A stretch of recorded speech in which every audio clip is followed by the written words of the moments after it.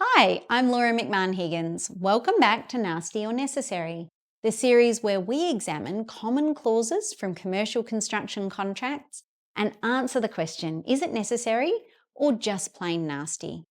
Today we are going to be looking at time bars, clauses which are becoming more common by the day. Now there is actually a difference between a time frame and a time bar. A time frame says, hey you, give me that notice within 14 days.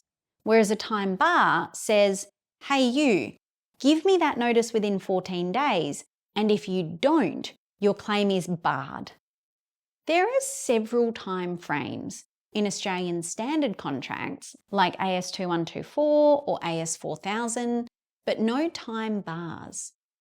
The key features of a time bar are that it expressly invalidates a claim that does not comply with the time bar, or it makes the entitlement to claim conditional upon strict compliance with the time bar. Let's have a look at an example. If the contractor does not strictly comply with the notice requirements in this clause, it shall be barred from claiming a variation under this contract or making any claim in respect of the variation performed under the contract or otherwise at law. So are these clauses nasty or necessary? I can understand that a principal wants to place a time frame on claims so that it's not surprised with a slew of variation claims at the very end of a project. Likewise, I understand that contractors feel that they shouldn't relinquish the right to payment for work completed just because they got busy and submitted their claim a few days late. Therefore, I'm going to rate this clause right in the middle.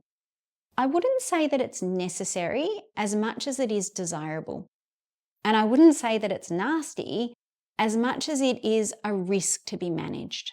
What is going to tip that scale towards the nasty end of the window is how much time is allocated to submit the notice and the complexity of the notice itself. Asking the contractor to prepare a simple notice within 7 days is not nasty. In fact, you could argue that it's in the contractor's interests as much as the principal's to submit claims in a timely manner so that they don't get forgotten and also to maintain a healthy cash flow. On the other hand though, asking the contractor to prepare a notice that must be accompanied by an independent engineer's certificate or a revised construction program showing the effect of the delay on the critical path within 48 hours, well, that's obviously harsher. One thing I would say to my principals is don't scatter nasty time bars through your contracts unless you really need them. When my contractor clients review a contract before submitting their tender, they will determine whether they can run the project with one project manager or whether they need to assign an additional contract administrator to assist with the paperwork.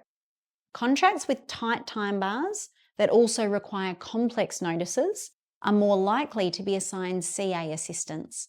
So using nasty time bars can actually increase the prices that contractors tender for your work.